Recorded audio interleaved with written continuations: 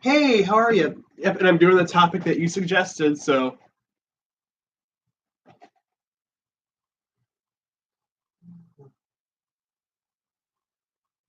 There we go.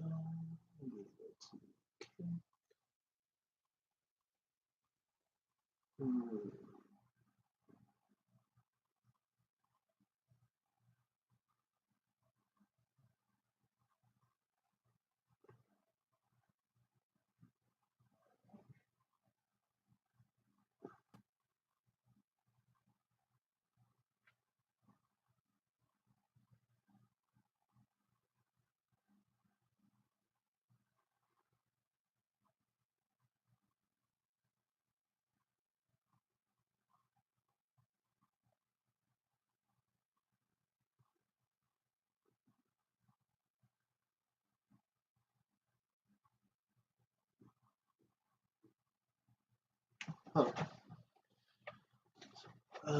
I don't want to take a Firefox survey. Let me see.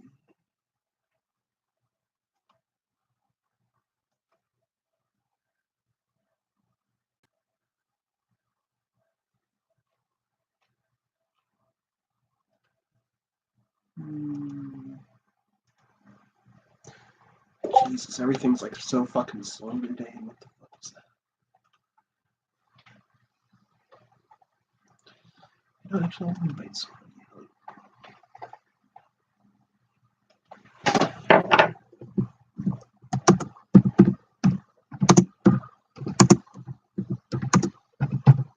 If you want to. Oof.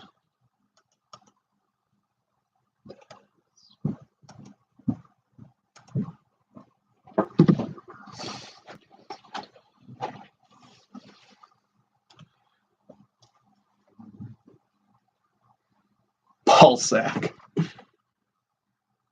Ooh, no. Ooh. I'm competing with Slapped Ham tonight. Scary. Slapped Ham is live with creepy photos and monsters, so awesome. Oh, ooh, I really need a new chair. This one I'm sitting on right now is breaking. So, yeah, I really need a new chair here, so maybe I should hit up like Goodwill or some shit over the weekend. Excuse me, I don't know. I don't know. But I do need a new chair, so.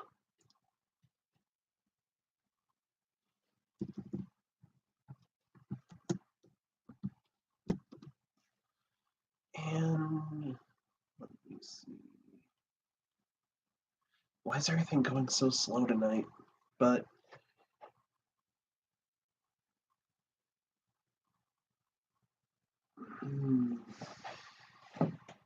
oh, this chair needs fixing.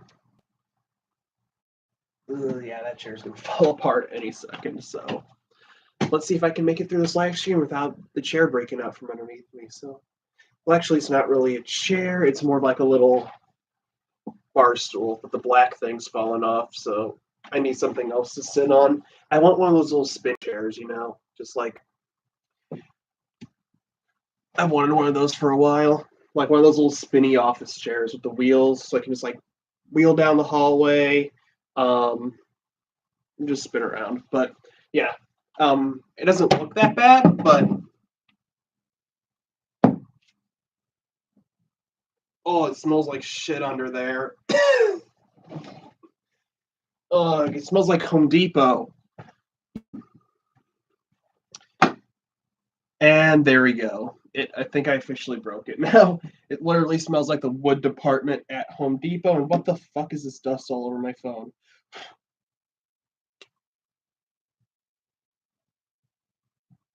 Go into an old people shelter and tease them. I don't know what you mean by that, but yeah. All right. So let's get started. Hi everyone. Thank you for tuning in to Cryptocast, your source for all things crypto related, unknown, and paranormal. And tonight we're going to be talking about cults. So so tonight we're going to be talking about cults, like I said before. So just a disclaimer, not all cults are religious, and not all religions are cults. So before we begin, I just want to say I don't want to offend anyone by doing this. I'm just here to talk about the subject, talk about cults because there's so many of them out there. It was a good subject. Ren, you suggested it to me, so shout out to you. So I'm going to be covering this topic tonight. So if I list any religion that you are as a cult, I'm not doing it to offend anyone, not doing it to make fun of your beliefs. I mean, I'm just doing it I'm just reading the facts that I have for the show. So, not doing this to offend anyone. Just it's a subject I've been wanting to do for a while, and I had one of my fans, Ren, suggest it. So, I'm just doing it because I've been wanting to do it for a while, and someone suggested it, so I figured now would be a good time to do it. So, let's talk about cults. So, like I said, not all cults are religions, and not all religions are cults. There are some religions out there that are far from being cult-like, and then there's some organizations out there that are pretty cult-like that aren't religions. So, oh, hey Rena, I didn't see you before. Yes, you're you're not late at all. I just started the stream off and we got about an hour to go, so you are just in time for the stream. So I mean, but when people talk about cults, they usually get a negative connotation because people usually think of destructive cults like Shinrikyo, the Japanese doomsday cult that their leader told their members to release sarin gas on the Tokyo subway system. So people think that, and the Jonestown massacre where they all drank cyanide laced Kool-Aid. That's what people think about when you hear cults. But I mean, not all cults are bad. So again, if I say a religion that you are, no, I'm sorry. I just looked up at the screen, and I just looked back up, and I saw you. You're not invisible, Rena. I'm sorry. But so again, if I say your religion is a cult, I mean that doesn't mean that it is a bad thing. Actually, I'm gonna look up something.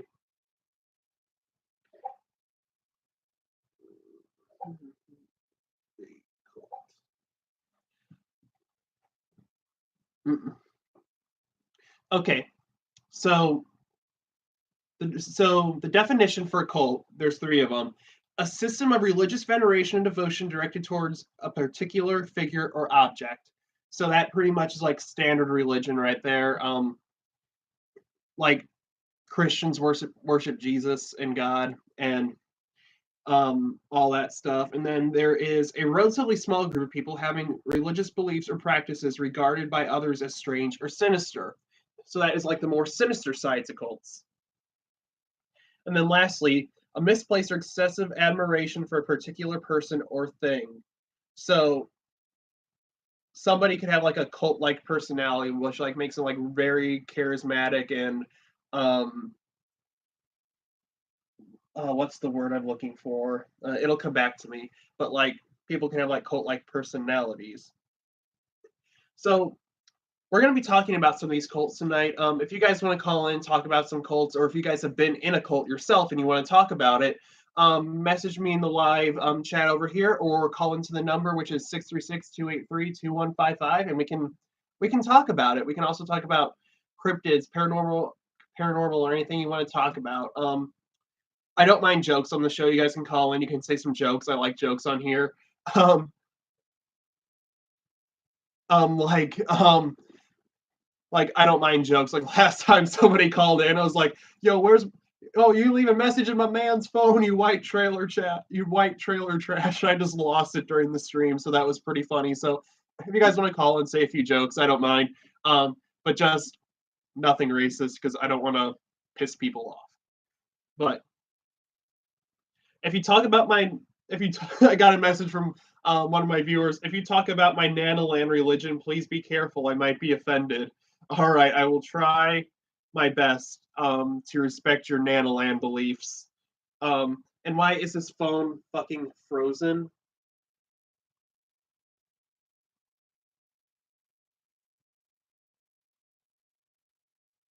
There we go. But yeah, I will be careful to talk your Nanoland beliefs. And no, I didn't say your name though. I didn't say your name, so no one knows who worships Nanoland. No one knows who worships Nanoland. So I'll mention Nanoland like towards the end of this video because it is weird, but it's great. So let's talk about some of these cults tonight. Again, like I said, if you guys have been in a cult or something like that, or something that you consider a cult, please let me know if you are comfortable talking about it in the comment section over here, or call in at 636-283-2155 to be live on the show and we can talk about it, or anything that you guys would like to talk about, and I'd be happy to talk to you about it. So again, just want to stress this one more time, guys. If I say your religion is a cult, I'm just reading based off of what the internet says, so please don't be offended. I'm just doing the show, so I don't want to piss anyone off. So please don't start a religious turf war in the comment section below. That's not fun at all. So let's talk about these cults. All right. Oh, I can't find the one I wanted to talk about for.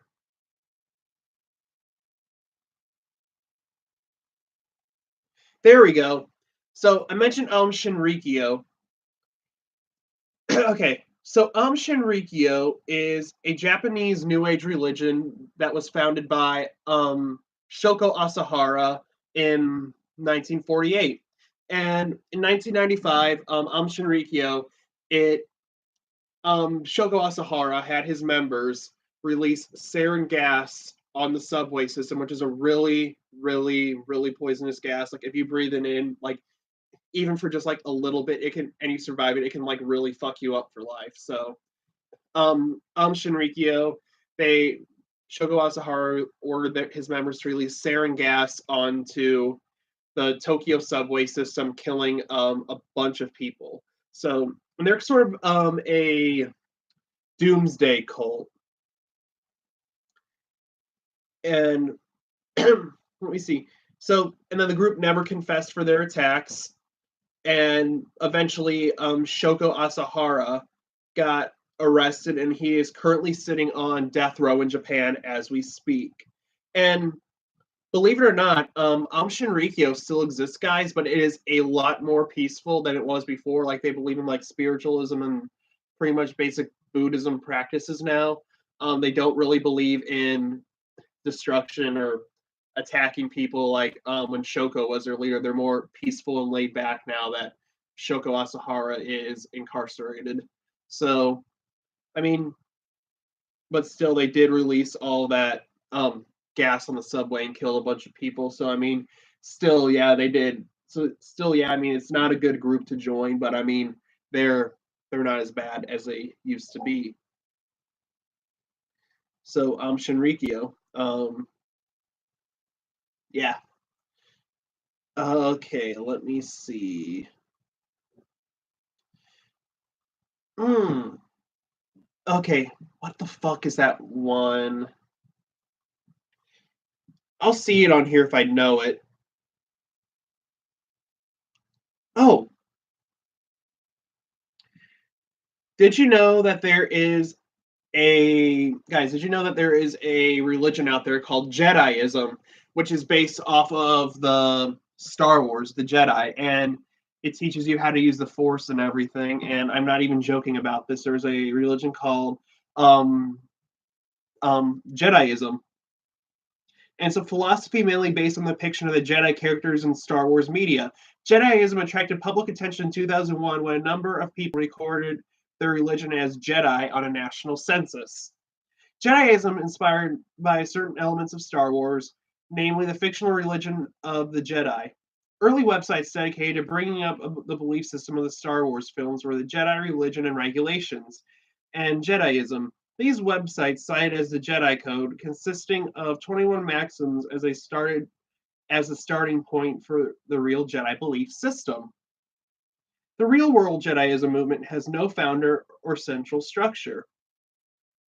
Although followers of Jediism acknowledge the influence of Star Wars on the religion by following the moral and spiritual codes demonstrated by the fictional Jedi, they also insist their path is different from that of the fictional characters, that Jediism does not focus on the myth and fiction found in Star Wars. The Jedi follow the 16 teachings based on the presentation of the fictional Jedi, such as Jedi are mindful of the negative emotions which lead to the dark side, and Jedi are guardians of peace and justice. Adherents also follow 21 maxims. So there are people out there that made a religion around Star Wars. Like they believe that they believe in the Jedi, they believe in fuck.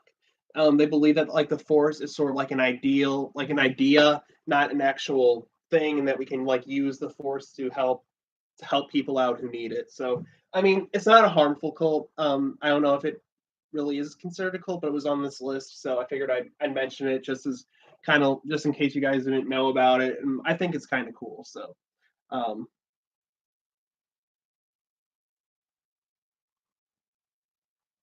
I saw builders on this list, and I thought it was like Bob the Builder. And I was going to talk about that. There we go. This is the one I wanted to talk about. So in 1974, there was a cult founded by Marshall Applewhite called Heaven's Gate. And what Heaven's Gate believed, they believed that there was an extraterrestrial ship following the tail of the comet Hale-Bopp, and they had to get on that ship to get to heaven. And the only way to get onto that ship was to kill themselves. So what they did, they all drank Kool-Aid laced with cyanide and put black plastic trash bags over their head and laid down in their beds and died. But Marshall Applewhite, he told one of the members to stay behind to run their website. And that website, believe it or not, is still active to this day. So, I mean, I guess if you want something morbid to do in your free time, I mean, I guess check out the Heaven's Gate website, because it does have live chat, and you can actually chat with the member who owns the site. Little Uzi Vert is actually really into that. Is he really into Heaven's Gate? Wow. If he is, I mean, I'm surprised that honestly Heaven's Gate's still around a little bit. Huh. I've only seen like one of Applewhite's tapes. I haven't seen them all, but I mean, I'm surprised that Heaven's Gate's still around. Like, I mean, a bit. I mean, I know there was a member that ran the ran the website, but I thought like they disbanded after Applewhite died. So I'm honestly very surprised that Heaven's Gate is still has a little following. I didn't know that. So thank you, Bleachmane, for telling me that. I didn't know that. So that's really cool. I mean, I don't know if it's cool or not. I mean, it's just really interesting that it's still around. And they also believe that gender is sort of like a social construct. So a lot of them got like their by like the by like the orders of Applewhite, they got like their well actually they did their own like free will, they said, but I mean but they got their genitals chopped off so they could be without gender. So it'll be easier for them to move on to the next life. where they wouldn't have a gender. So they also online you can see like on YouTube and stuff. Like I won't suggest it, but if you guys really have that morbid day and you really want to look something up on YouTube, you can see the tapes of like the members before they kill themselves, like giving like their last statements and everything to like their friends and family, and before they go, like this is like about a week before they decide, like they did before the comet came and they were going to kill themselves. So it's like the last statements. They're really all professionally done. They seem like really like they consented to it, and they, I don't know. It's just really morbid. So if you guys just, I don't know, I'd say stay away from it. But if you guys want to look it up, if you ever have that morbid day and you just want to see, I don't know, someone's last words, um, I'd say stay away from it. But if you're really interested in it, I say go for it. I mean, it's kind of fucked up, but I want to do it myself. Um, there's just so many cults out. That's why I have a list. I kind of want to try to stay away from. Applewhite says everyone's the same in heaven and there's no such thing as race. Also, he believes that. Yeah, that's right. He does. Yeah, Applewhite believed that the angels traveled in spacecrafts, and in heaven there's no such thing as gender or race. We're all the same in heaven. So that was sort of like the symbolically thing when his members chopped off their genitals, so they would all be the same.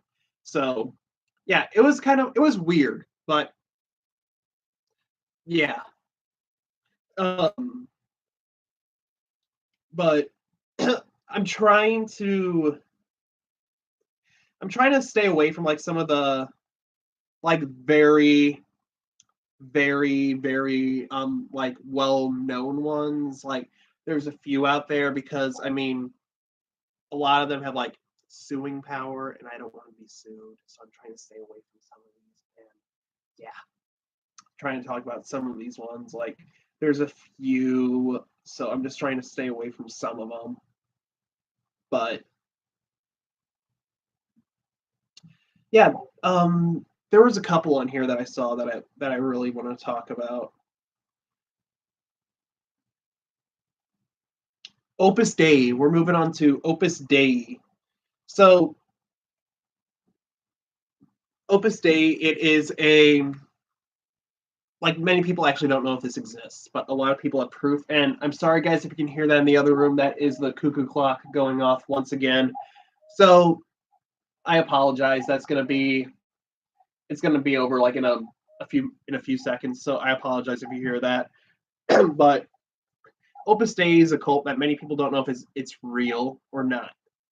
It is a cult kind of based out of the Catholic Church, that is in Vatican City, and I saw this in like a conspiracy theory video. I for like all time conspiracy theories. If you guys watch that guy on YouTube, I strongly suggest checking him out. He's really good at what he does, and as an institution in the Roman Catholic Church, which teaches that everyone is called to holiness and that ordinary life is a path to sanctity. The majority of its membership are lay people. The remainder are secular priests under the governance of prelate elected by specific members appointed by the Pope. Opus Dei is Latin for work of God. Hence, the organization is often referred to by members and supporters as the work. Opus Dei was founded in Spain in 1928 by Catholic saint and priest Jose Maria Escriva, and was given the final Catholic Church approval in 1950 by Pope Pius the.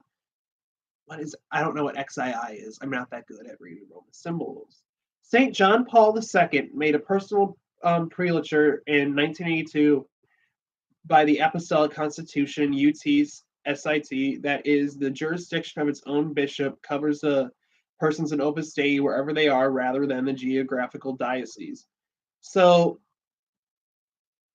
let me just kind of skip to some of the good stuff. Like, I mean, it's not good stuff. I mean, it's pretty fucked up stuff, but we're gonna.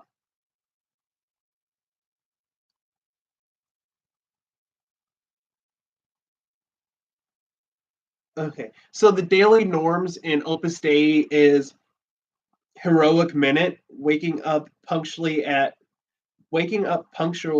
saying servium, which means in Latin, I will serve. Morning offering, fixing one's intentions to do everything for the glory of God. New phone, who did? Hey, James Campbell, how are you? Spiritual reading and reading the New Testament, a practice recommended by St. Paul and other saints. Mental prayer, conversation with God. Mass communion and thanksgiving after communion. Rosary, a traditional Catholic devotion to Christ and Mary. The Preces, the common prayer of Opus Dei. Angelus, a Marian prayer which recalls Christian belief in God's becoming man. The Memoir, prayer to the Blessed Virgin Mary offered for the Opus Dei member in most need at that exact moment. Visit to the Blessed Sacrament, a Catholic practice of greeting Jesus in the Eucharist. Examination of conscience at the end of the day. 3 Hail Marys before bed to pray for the virtue of purity. Short, spontaneous prayers through work throughout the day, offering up to God's one's work, sufferings, etc.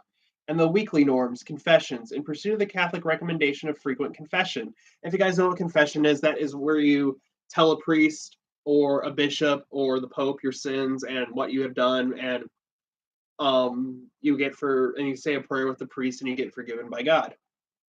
A group meeting of spiritual formation called the Circle.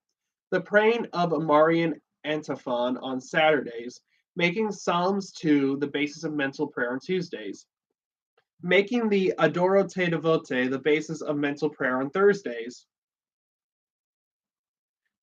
Additionally, members should participate yearly in a spiritual retreat. A 3-week seminar every year is obligatory for numeraries and 1-week seminar for supernumeraries. Also, members are expected to make a day trip pilgrimage where they recite 3 to 5 decade rosaries on the month of May in honor of Mary. So, and that is what they do on a daily, weekly, and yearly basis. So it is a lot. They also believe in mortification. And mortification is a voluntary offering up of discomfort or pain to God. So what they believe in, since Jesus got nailed to the cross by his hands and feet. You guys saw my ugly socks. I apologize. They believe that they should feel discomfort like Jesus felt. So what they do, I heard some stories from this that they do scourgings where they whip their own back until it's like completely cut up and bleeding as an offering to God for their sins. So it's really destructive. It's really destructive, and there's a lot of controversy on it because of the stuff that they do.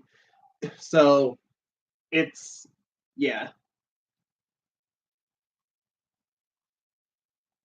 it's really weird. I mean, not to the people that are in it, but I mean, it's just a lot. They do a lot of stuff, and yeah. And also, if you guys have like any questions on like the Catholic Church or anything, feel free to ask. I used to be Catholic, so feel free to ask me. But I was not a part of Opus Dei, so just if you guys have any questions on the Catholic Church, feel free to ask me. Now we're going to talk about the Raelians. So this is where it gets fun, guys. This is where it really picks up. So get ready for this, guys.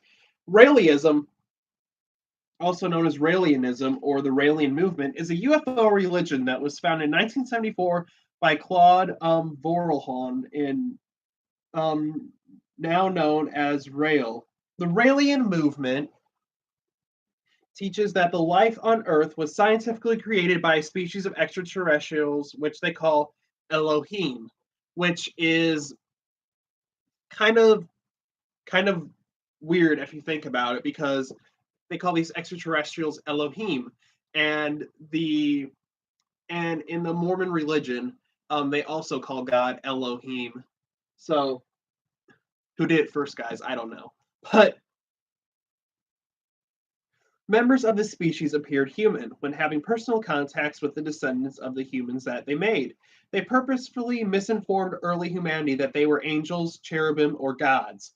Raelians believe that messengers or prophets of the Elohim include Buddha, Jesus, and others, who informed humans of each era. The founder of Raelism received the final message of the Elohim, and that its purpose is to inform the world about Elohim, and that if humans become aware and peaceful enough, they wish to be welcomed by them.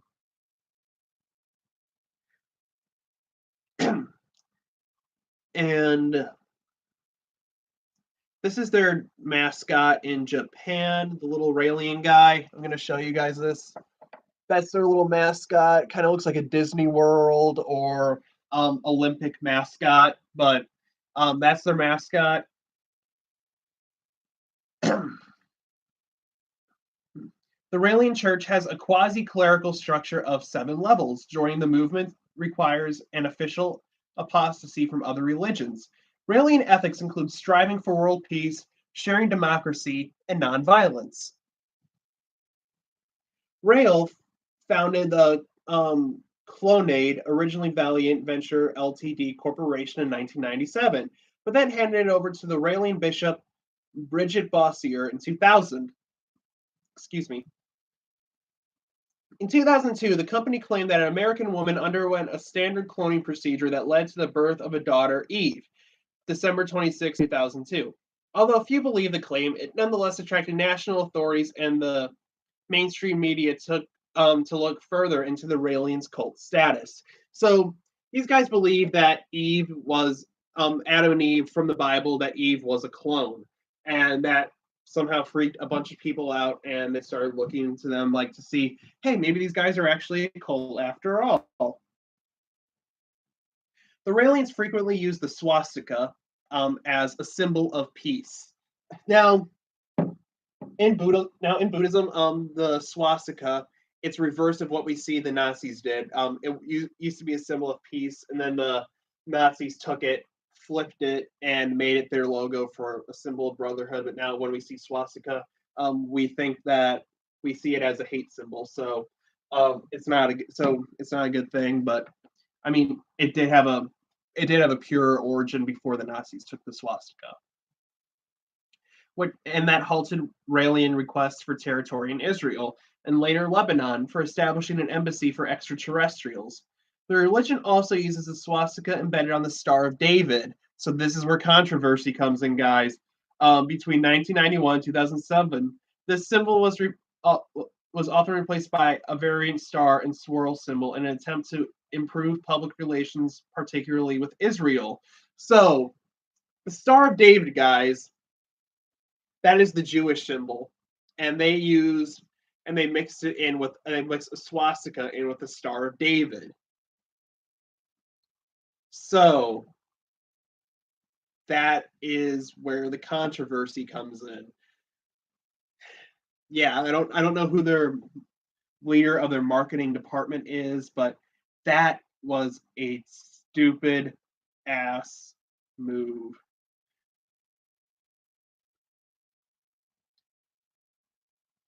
Whoever did that. But the next cult I would like to talk about is the Church of Euthanasia. Now, the Church of Euthanasia, you guys probably have heard of these guys. They have signs that they protest outside, and they believe that the Earth is overpopulated, and the only way to help the planet out, is to kill yourself. So they stand outside of like clinics and hospitals and all this stuff, holding signs that say God hates you, kill yourself, and stuff like that. Really, really, really messed up religion. And it's just pretty much like extremely hateful. So, yeah. Um, but yeah, so not a good thing. Not a good thing. There were some other ones on this list I did want to talk about. I just couldn't find that on the list, so I just wanted to make a quick little blurb about it right there. Where was it?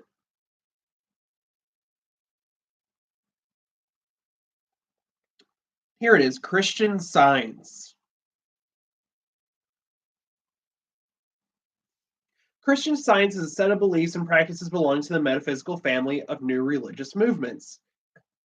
It was developed in the 19th century New England by Mary Baker Eddy, who argued in her 1875 book that sickness is an illusion that can be corrected by prayer, just by itself, only by prayer. So if you're sick, you can pray, it'll go away. That's what they believe. The book became Christian Science's central text along with the Bible, and by 2001 had sold over 9 million copies. Wow. Eddy and 26 followers were granted a charter in 1879 to found the Church of Christ Scientists, and in 1894, the Mother Church, the First Church of Christ Scientists. And that was built in Boston, Massachusetts, which is still there to this day. Here's a picture of it. Actually, a pretty nice building. Christian Science became the fastest growing religion in the United States with nearly 270,000 members by 1936, a figure that had declined by 1990 to just over 100,000. The church is known for its newspaper, the Christian Science Monitor, which won 7 Pulitzer Prizes between 1950 and 2002. I'm honestly surprised that it won 7 Pulitzer Prizes. Those are hard to get. So, I mean, I guess the people who write those magazines must be doing a pretty good job at it if they won 7 of those. So, I mean, yeah, I mean, they're a cult, but props to them for winning 7 Pulitzer for 7 Pulitzer Prizes. And that's not something everyone can say they have. And for its public reading rooms around the world. Eddy described Christian Science's return to primitive Christianity and its lost element of healing. There are key differences between Christian Science theology and that of other branches of Christianity. Particular adherents subscribe to a radical form of philosophical idealism, believing that reality is purely spiritual and the material world is an illusion. This includes the view that disease is a mental error rather than a physical disorder, and that the sick should be treated not by medicine, but by a form of prayer that seeks to correct the beliefs responsible for the illusion of ill health. So they believe that when you're sick, you're not actually sick. It's just something going on in your brain that can be fixed by praying. So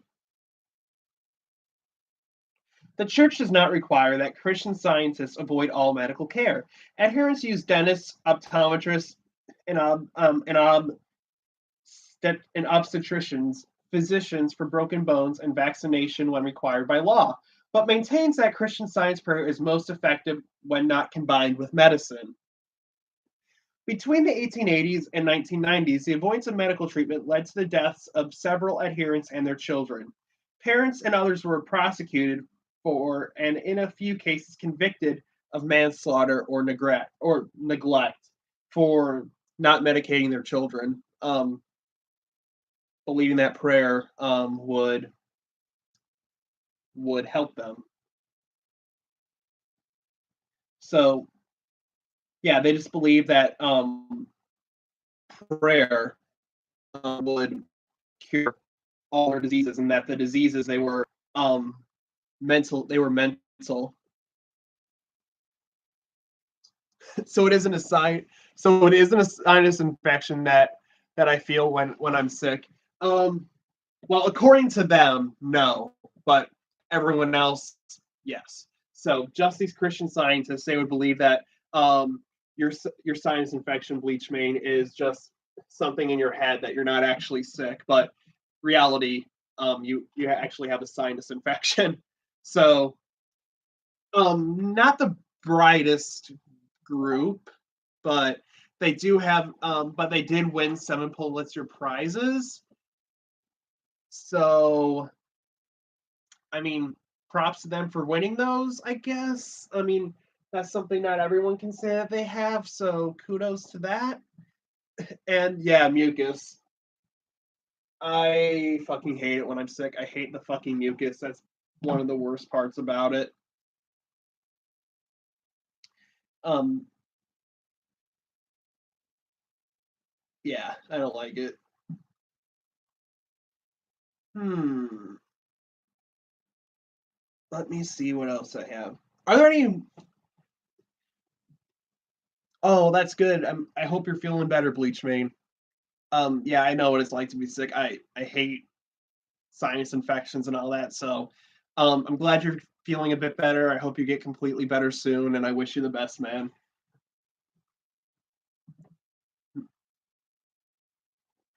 Are there any also, guys? Are there any specific cults that you would like me to talk about? If you have any, just let me know in the section in the comment section over there, or the live chat. So please let me know. I'd love to. Okay,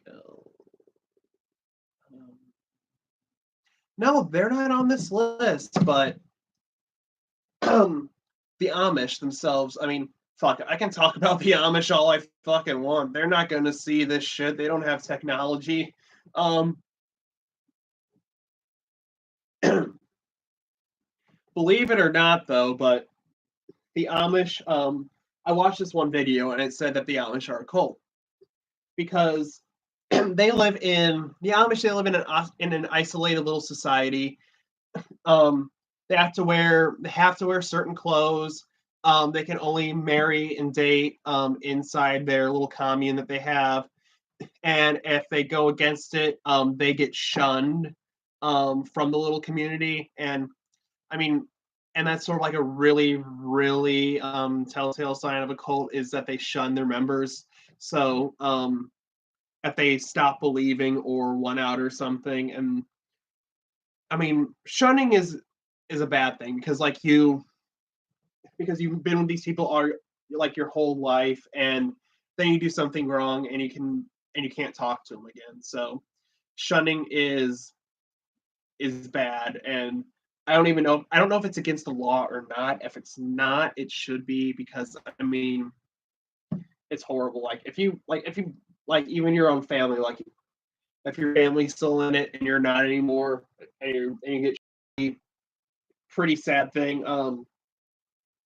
If you guys saw that show back in the day, Breaking and everything, and they all got shunned and everything, and you saw that on the TV and everything. That's why it was such a big deal to them, because they wouldn't be able to come back, wouldn't be able to um, talk to any of their friends or family ever again. All their connections were severed, and they were all alone in this new this new world. I know eventually some of them